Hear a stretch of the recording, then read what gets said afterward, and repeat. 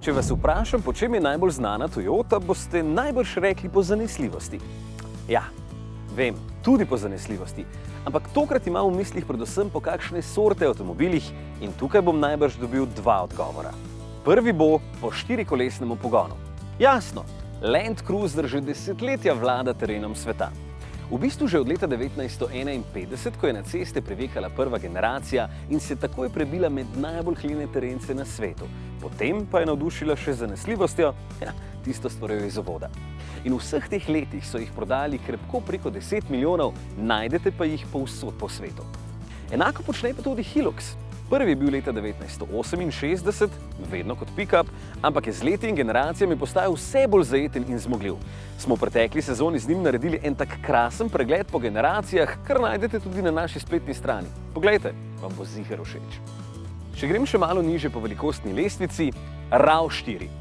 Ok, zdaj med klenimi terenskimi vozili nisem več, sem pa še vedno pri štirikolesnemu pogonu, ki vas z lahkoto spravi iz kakšne manjše zagate. Pa govorim samo o modelih, ki so na voljo pri nas. Sicer je modelna paleta še veliko bolj obsežna. Tudi še manjše predstavnike imajo, pridemo kmalu do njih. Najprej pa tista druga stvar, po kateri slovi Toyota, hibridni pogon.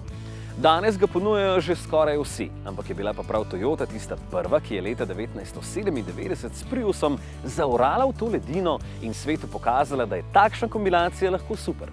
Mimogrede, prvi Prius je bil kot avtomobil res ena komaj vozna kanta, tudi oblika je bila precej ampak je bil pa pogon za tisti čas totalno hud.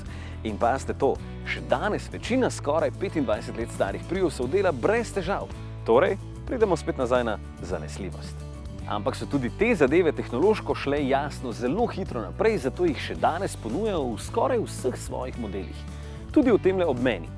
Tole je nova Toyota Yaris Cross, v bistvu en miks vseh teh tehnologij. Je hibrid in ima štirikolesni pogon. Hkrati pa še fajn zgleda, če mene vprašate, ampak to bomo obdelali v prihodnjih oddajah. Pa majhna je, a ne?